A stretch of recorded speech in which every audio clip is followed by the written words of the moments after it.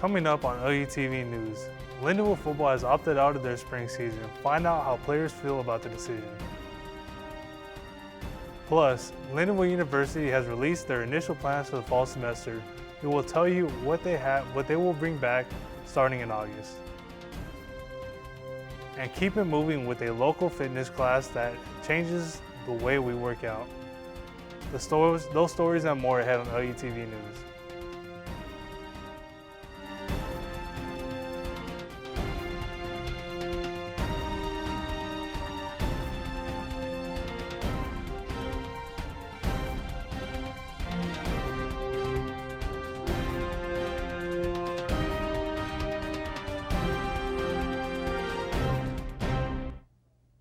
Welcome to this edition of LUTV News. I'm Justin Gonzalez.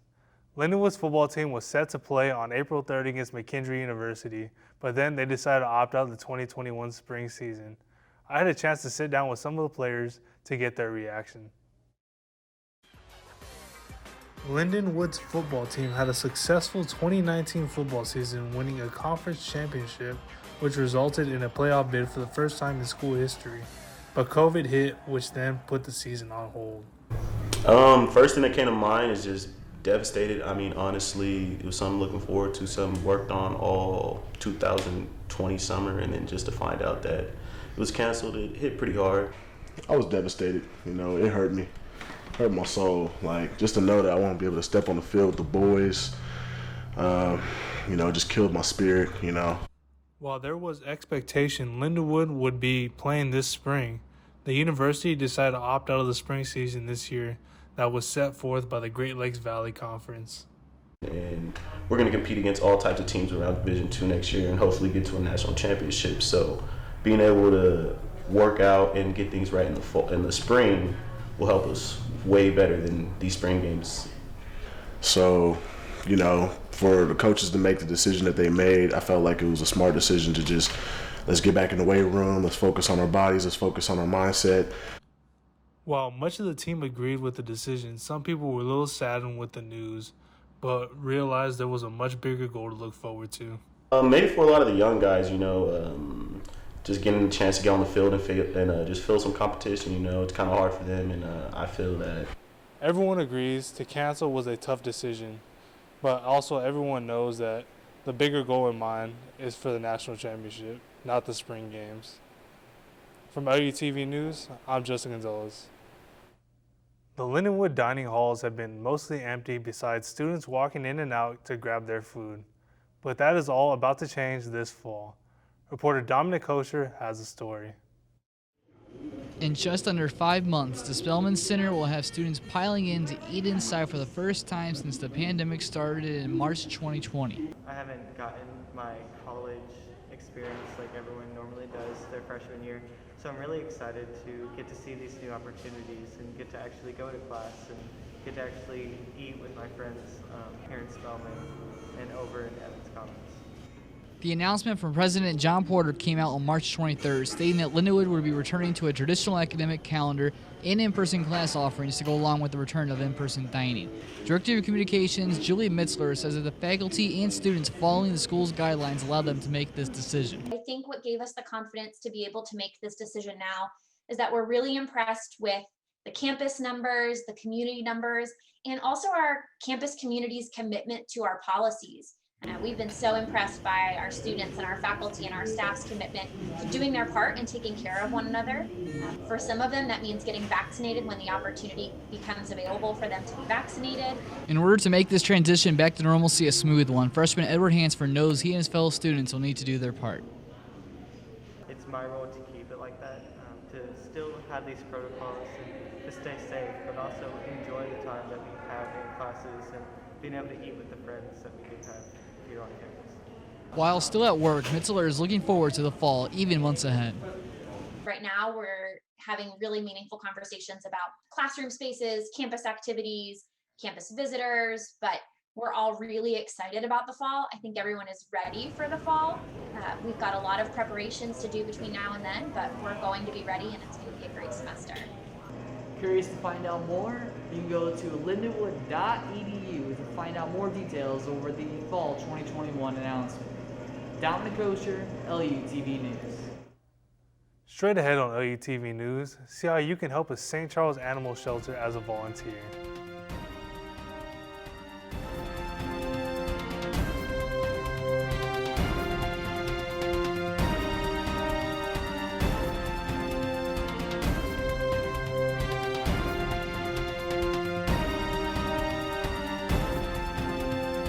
When I was in foster care, I never knew when I would have to move, so I always had my suitcase ready to go. Then one day, I was adopted. My new parents opened their hearts and home to me. My parents cook my favorite breakfast for me every morning. My parents take me on trips I never thought I would go on. They gave me a home and an even better reason to use that suitcase. My parents aren't perfect, but they're perfect for me. I'm Jenny Garth, and as a mother of 3, I know kids worry about a lot of things. Getting enough food to eat shouldn't be one of them. But here in America, that is a real worry for 1 in 5 children.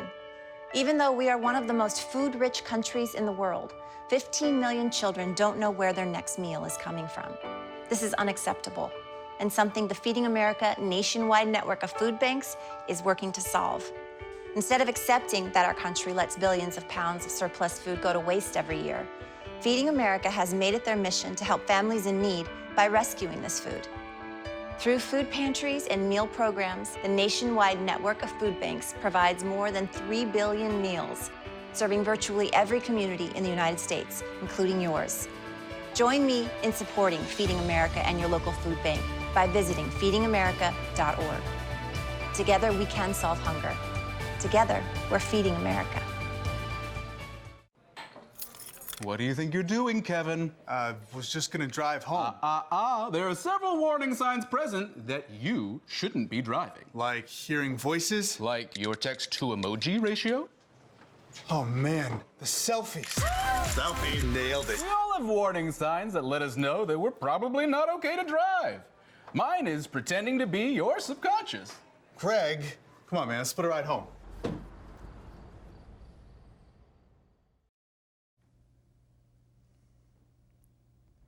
Lindenwood has a long history with 5 Acres Animal Shelter. Between sponsoring and hands-on training, 5 Acres is always in need for volunteers. Reporter Ben Kaiser has a story on how you can get involved. Next to the St. Charles 18 Cinema Theater is the 5 Acres Animal Shelter. 5 Acres is the only no-kill animal shelter in the St. Charles County.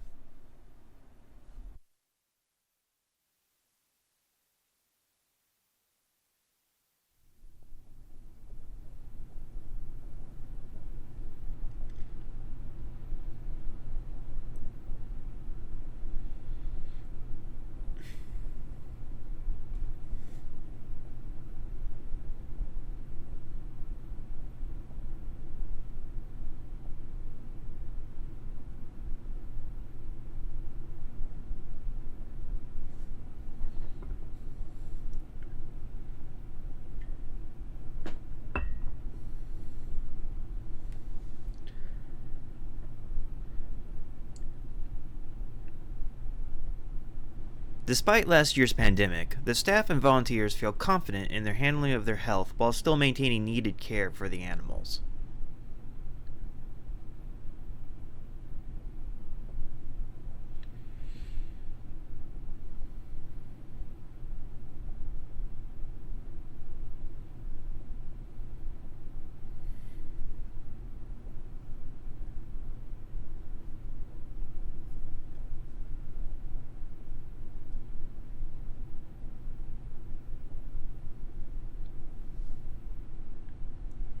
With the summer approaching soon and more people are coming out of their self-quarantine, 5 Acres is ready for more volunteers as well as future homes for their critters.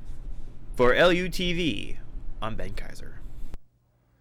5 Acres offers a wide variety of volunteer work in and out of the kennel. For more information on how to volunteer or how to adopt a new pet, visit 5acresanimalshelter.org. A local fitness class is encouraging people to stay fit and happy through dance and workouts. Reporter David Bradford has a story. Keeping it moving with grace has been in session for quite a while now. With her popular tunes and music, Grace is keeping the community dancing. Keep It Moving with Grace has been in session since August 30th, 2020. Evergrace Davis says she started the fitness club after her aunt passed away from COVID-19 last year. She began to exercise at Creve Coeur Park and soon others joined. Davis's goal is to uplift and inspire people through exercising. Releases stress and all things that we're fighting of everyday life. So it's been a blessing to me as much as I know that they say it blesses them as well. Keep It Moving with Grace welcomes all origins, ages, and sexes to live a healthy and mobile life. Many goers say that Grace's personality is what enticed them to join. Yes, I joined just because Grace has an infectious spirit and just so energetic and positive and motivating. Keep It Moving with Grace takes a spiritual approach to physical and mental wellness through weekly workouts and Christian worship. If your spirit man ain't fed, then your physical man suffers too. And so you get two things when you come here. You get the word, you get your spiritual food, and you get the physical food. In addition to it being a fitness class, some say that they connect to Keep It Moving with Grace on a greater level. It's just like family. We pray together. We can depend on one another for positive, encouraging words. Members are able to safely socialize and stay fit during the pandemic. Grace is grateful to know that her class has positively impacted the lives of so many in her community. The most rewarding is that God is in charge of it, that He's leading it. This is His work that He's using me as a vessel to do, and I'm honored. The classes take place 3 times a week in person and virtually. For LUTV News, I'm David Bradford. Keep It Moving with Grace meets on Sunday and Friday afternoons at 4 and Wednesday evenings at 5:30. For more information, visit keepitmovingwithgrace.com. Straight ahead on LUTV News, a local museum offers something enjoyable for everyone. Find out how they combine history and hands-on experience.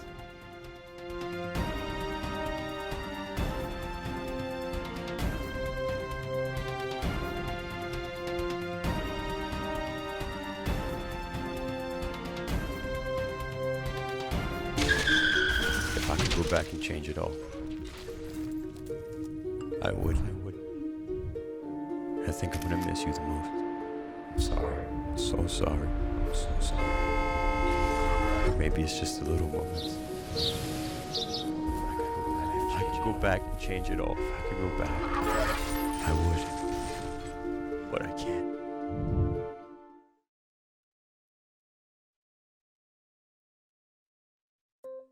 Here are your AARP top tips on caregiver preparedness during coronavirus.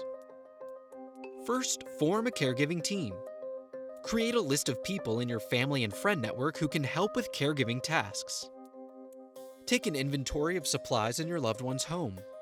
Try to have a 2-week supply of essential items. Make a list of the care recipient's medications and medical contacts.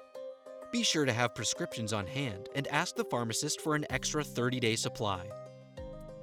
Make a plan to stay connected. To prevent social isolation, set up available technology to help loved ones stay connected and schedule regular chats. Finally, maintain your own self-care. Follow the Centers for Disease Control's guidelines for coronavirus safety. And have a backup plan for care in case you become ill. For more caregiving tips during the coronavirus pandemic, go to aarp.org/caregiving. Meet the Scan, a simple procedure whose mission is to detect lung cancer early.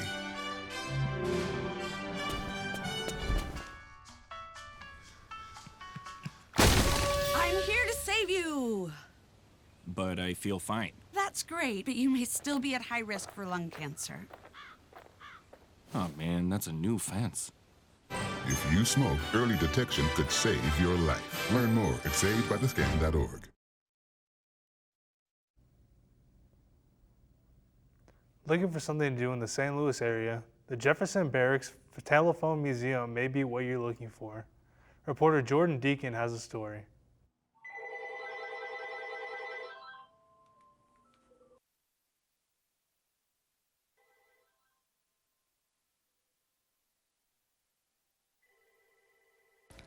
As technology continues to improve, it is very easy to forget how it all began.